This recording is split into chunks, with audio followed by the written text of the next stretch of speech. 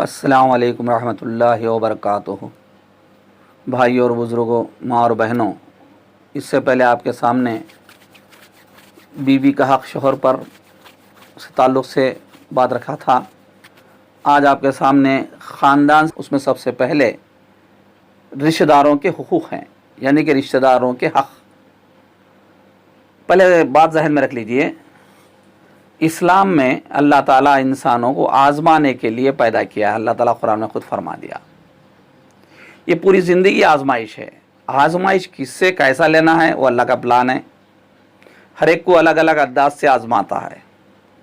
रिश्तेदारी भी एक आज़माइश की शिकल है, मियाँ बीवी भी एक आज़माइश की शिकल है, माँ बाप भी आज़माइश की शिकल है, औलाद भी आज़माइश है। गर्ज एक दूसरे से कांटेक्ट जो भी जिस चीज़ से पड़ती है उसमें अल्लाह ताला आज़माइश रखता है। और ये भी आज़माइश देखने के लिए कि मेरा बंदा मेरा हुक्म कहाँ तक अमल करता है और कहाँ तक मेरे हुक्म को छोड़ देता है, रसूल के तरीक़े को छोड़ देता है। आइए, रिश्तेदार कहते किसे हैं? रिश्तेदार बनते हैं नसब से, एक यानी कि खूनी रिश्ते। अगर कोई शख्स पैदा हो जाए तो उसके ददियाली रिश्ते होते हैं और ननिहाल के रिश्ते होते हैं। एक तरफ दादा दादी, चाचा चाची, फूफा फूफी, ये सब तैयार होता, फिर उनके औलाद। फिर दूसरी तरफ नाना नानी, मामू, खाला खालू, ये इनके बच्चों के साथ एक रिश्ता तैयार होते हैं। तो ये खूनी रिश्ते होते हैं। और इन रिश्तों से हटकर और एक रिश्ता होता है, वो है ससुराली रिश्ते, यानी कि निस्बत की वजह से होते हैं। शादी निकाह के ज़रिए से ससुराल वाले भी रिश्तेदार बन जाते हैं। इन सब के हुकूक अल्लाह ताला एक दूसरे पर आयद किया है। अब इनके ख़ास तौर पर निगाह रखी जाए और इनको उनका हक़ जो अल्लाह ताला मुतय्यन किया उसको अदा करने की कोशिश करें। इसके ताल्लुक़ से अल्लाह ताला सूरह रूम आयत नंबर 38 में बड़ी अच्छी बात फरमाते हैं। आज उम्मत मुस्लिमा कुरान अगर पढ़ते तो इससे वाकिफ़ होते और अपने अमली ज़िंदगी में इसको अदा करने की कोशिश करते। अल्लाह ताला फरमाते हैं, औज़ु बिल्लाहि मिनश शैतानिर रजीम, बिस्मिल्लाहिर रहमानिर रहीम, फातिज़ल क़ुरबा हक़्क़हु वल मिस्कीना वब्निस सबील ज़ालिका खैरुल लिल्लज़ीना युरीदूना वजहल्लाह व उलाइका हुमुल मुफ़्लिहून। तो आए मोहम्मद सल्लल्लाहु अलैहि वसल्लम, आप खराबतदारों यानी रिश्तेदार, मसाकीन और मुसाफिरों को उनका हक़ दीजिए। ये उन लोगों के लिए बेहतर है जो अल्लाह की रज़ा चाहते हैं, यानी खुशी चाहते हैं, और यही लोग कामयाब होने वाले हैं। ये इस आयत नंबर 38 है सूरह रूम की। इसमें अल्लाह ताला किस तरीके से बात फरमा दिया। अगर कामयाबी चाहते हैं, अल्लाह को राज़ी करना चाहते हैं, तो ऊपर का इंडेक्स ज़हन में रख लीजिए। आप अपने रिश्तेदारों का, मसाकीन का, मुसाफिरों का हक़ दीजिए। यहाँ पर मैं आपके सामने सिर्फ रिश्तेदारों की बात करूँगा। इसीलिए अल्लाह के रसूल सल्लल्लाहु अलैहि वसल्लम भी बहुत ही तशरीह के साथ कितनी रिश्तेदारों की अहमियत के तो बात वाज़े करते हैं। ज़रा गौर से सुनिए। ये तिरमिज़ी शरीफ की हदीस है।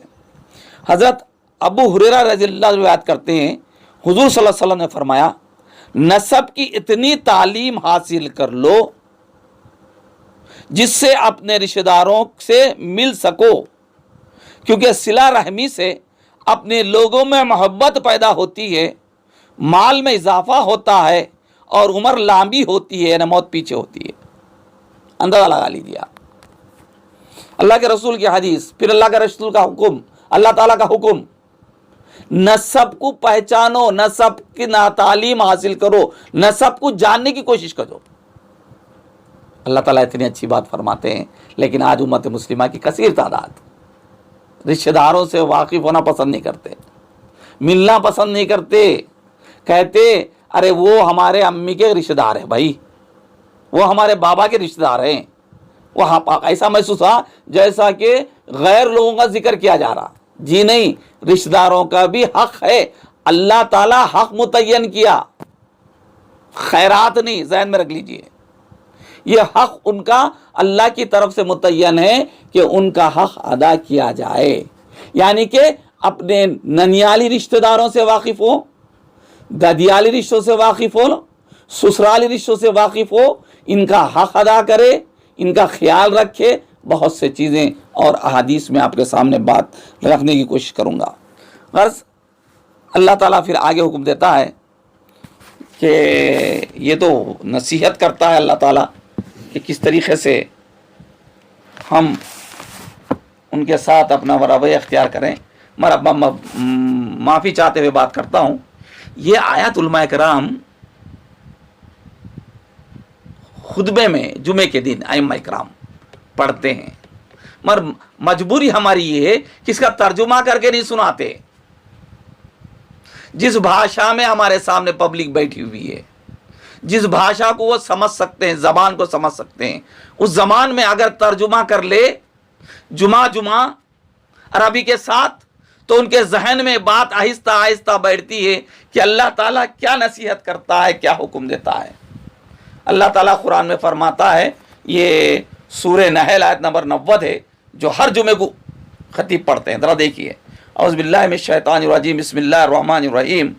ان اللہ یامر بالعدل والاحسان وایتاء ذی القربى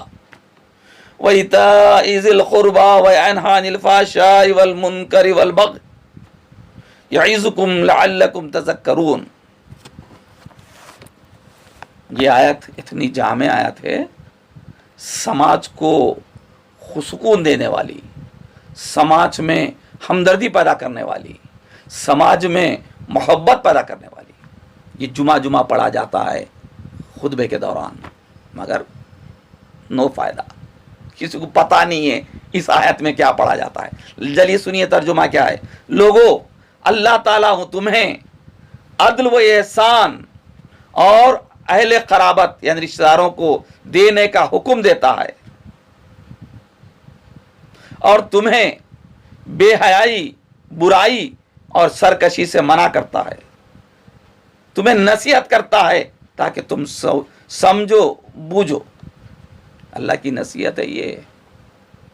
اللہ تعالیٰ کی، کائنات کا مالک، ہمارا مالک، ہمارا رب، وہ نصیحت کرتا ہے ہمارے کو کہ تم احسان کا معاملہ، عدل کا معاملہ اور رشتہ داروں کے ساتھ حسن سلوک کا معاملہ کرے. اب ذرا اپنی حالت کو دیکھیں، کس طریقے سے ہمارے پاس اس آیت کی تلہ ملتی ہے لیکن کچھ پتہ نہیں چلتا. عدل کے معنی حقوق میں توازن. ماں کا حق کیا ہے، باپ کا حق کیا ہے، بیٹے کا حق کیا ہے، رشتہ داروں کا حق کیا ہے. اسی طریقے سے احسان کا معاملہ، نیک برتاؤ کرنا،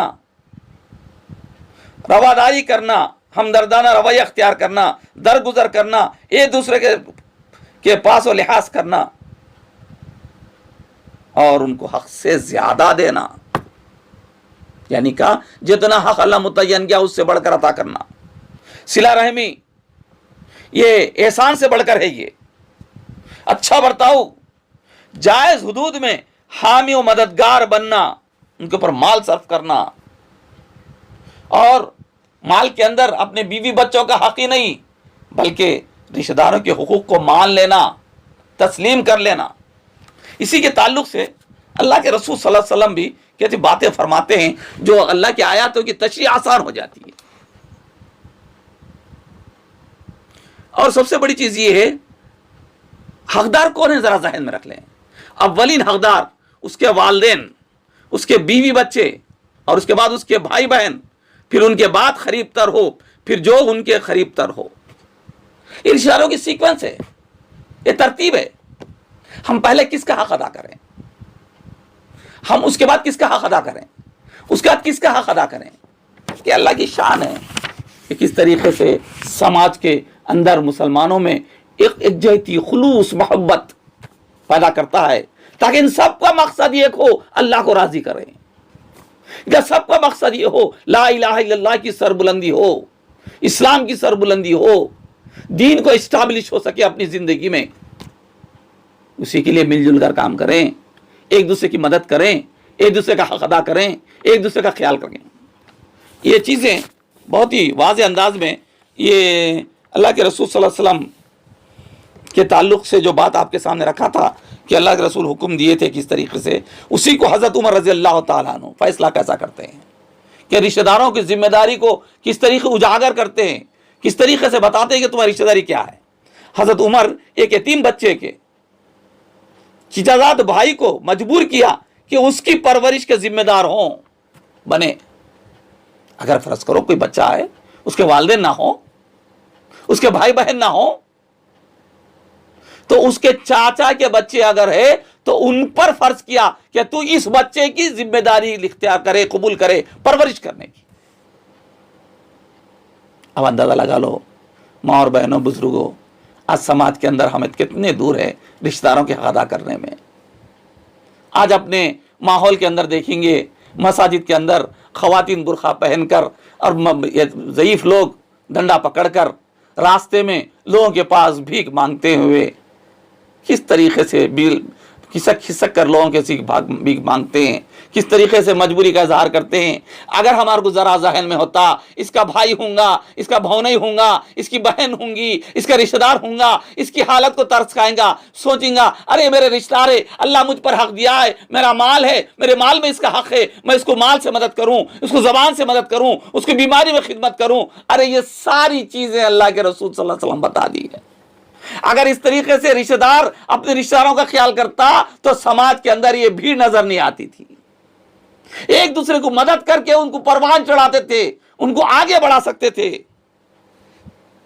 حقیقت یہ ہے رشتہ داری کے تعلق سے اللہ کے رسول صلی اللہ علیہ وسلم فرماتے ہیں، حضرت انس بن مالک رضی اللہ عنہ روایت کرتے ہیں، حضور صلی اللہ علیہ وسلم سے فرمایا، جو شخص یہ پسند ہو اس کا رزق کشادہ ہو یعنی اضافہ ہو اور اس کی عمر لمبی ہو تو اسے چاہیے کہ رشتہ داروں سے حسن سلوک سے پیش آئے، حسن سلوک کرے۔ بخاری۔ کیا وظیفہ بتایا اللہ کے رسول صلی اللہ علیہ وسلم، ایسا پرفیکٹ وظیفہ، رزق میں تنگی دور ہو جاتی، رزق میں اضافہ ہوتا، عمر میں اضافہ ہوتا۔ اس کو چاہیے کہ رشتہ داروں سے حسن سلوک سے پیش آئے۔ یہ آج رشتہ داروں کی ایک اتنی بڑی اہمیت ہے، مگر آج ہم مسلمان اس کو پکڑاتے نہیں، اس کے تعلق سے سوچتے نہیں، اس کی فکر نہیں کرتے، اس لیے ہمارے رزق میں تنگی ہے، عمر میں تکالیف ہے، عمر میں برکت نہیں ہے۔ اللہ کے رسول کا وظیفہ، اس پہ عمل کرنا چاہیے آپ کو، مجھے۔ اور دوسری طرف رشتہ داری بڑی خطرناک چیز ہے دوستو، اس کو نظر انداز کرے تو کل قیامت کے دن کیا حال ہونے والا ہے۔ اللہ کے رسول صلی اللہ علیہ وسلم فرماتے ہیں، حضرت ابو ہریرہ روایت کرتے ہیں، رسول صلی اللہ علیہ وسلم فرمایا، رشتہ داری رحم کی ایک شاخ ہے۔ بس اللہ تعالیٰ فرماتا ہے اے رشتہ داری سے ایک سوال کرتا ہے، بتاتا ہے، تو جو تجھے جوڑے گا میں اس سے جڑوں گا۔ اللہ اکبر۔ رشتہ داری کا کتنا بڑا مقام ہے۔ رشتہ داری سے کہتا ہے اللہ تعالیٰ، تجھے جو جوڑے گا، تجھے رشتہ داری سے جو جوڑے گا میں اس سے جڑوں گا، اور جو تجھے کاٹے گا میں اس سے کٹ جاؤں گا، اللہ دور ہو جائے گا۔ بھائیو، بزرگوں، دوستو، رشتہ داری سے جڑنا اللہ سے جڑنا ہے، رشتہ داری کو دور کرنا اللہ کو دور کر لینا ہے۔ اتنی خطرناک وعید حدیث میں اللہ تعالیٰ فرماتے ہیں، اور یہ بخاری کی حدیث ہے۔ آپ کو مجھے چاہیے کہ کس طریقے سے رشتہ داروں کا خیال رکھا جائے، کس طرح سے ان کو وقت لگایا جائے، ان کی تیمارداری کی جائے، ان کی مدد کی جائے، مال اللہ دیا تو مال سے کیا جائے، مشورہ اگر ہے تو مشورے سے دیا جائے، جلن، حسد، کینہ، بغض نکال دو۔ یہ سب ہوتا ہے رشتہ داری کو توڑنے کے اندر۔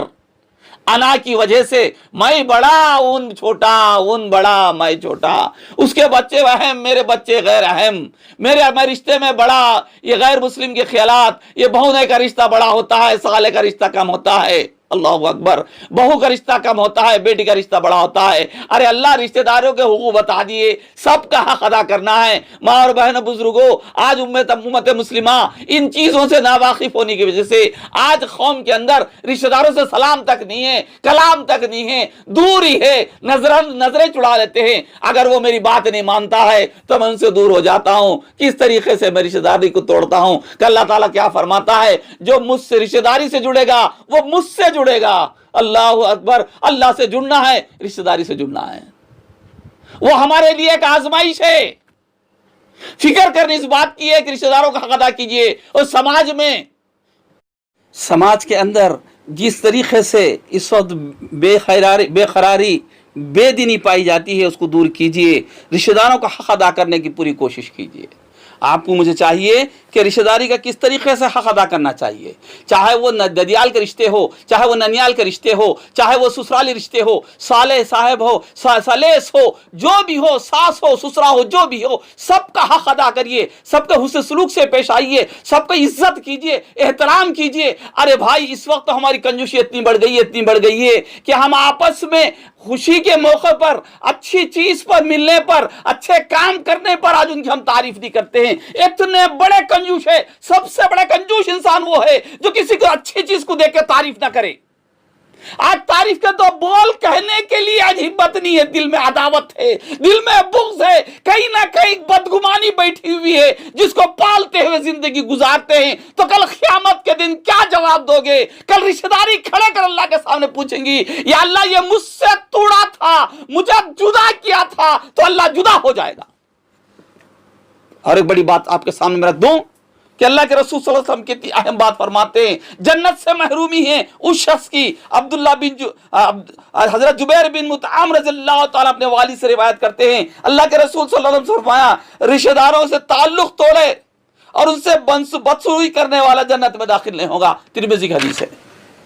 गाली गलौज करना, उनसे साथ लड़ाई झगड़ा करना, उनको सताना, उनको तकलीफ देना, फायदा नहीं पहुंचाना, वक्त में मदद नहीं करना, यह वो सब चीजें हैं जो रिश्तेदारों के साथ बदसलूकी में शामिल होते हैं। तो ऐसा शख्स जन्नत में दाखिल नहीं होगा। तो फिर जाएंगे कहां पर?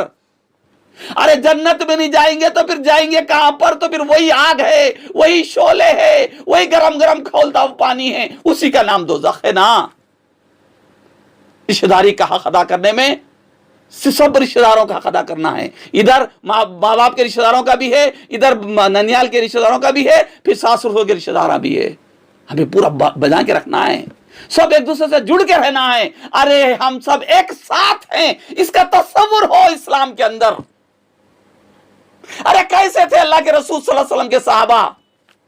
अपने तो अपने, गैरों को अपना समझते थे, गैरों के लिए जान निछावर करते थे, उनकी खिदमत करते थे। कितने वाक़यात आपके सामने रखना है, बहुत से वाक़यात अल्लाह के रसूल और सहाबा के हैं, लेकिन वक्त कम है। बस इतना जहन में रख लीजिए कि हम आज से तौबा करें और रिश्तेदारों का हक अदा करने की कोशिश करें, उनसे मेल मिलाप करें, उनसे रिश्तेदारी का वो हक अदा करें जो हम इससे पहले ना कर सके। भाइयों, बुजुर्गों, दोस्तों, माँ और बहनों, जरा जहन में रख लीजिए, इस नेक काम को, इसको लोगों तक पहुंचाइए नेकी समझकर। इसे मुझे कोई फायदा नहीं होने का है, बस फायदा होना है इस शिकल में, अल्लाह मुझसे राजी हो जाए, आपसे राजी हो जाए, जो अमल करे उससे राजी हो जाए और सब दोज़ख से बच जाए और जन्नत में जाएं। इसको दूसरों तक पहुंचाइए, सब्सक्राइब कीजिए। फिर अल्लाह के रसूल की हदीस आपके सामने रख दूं।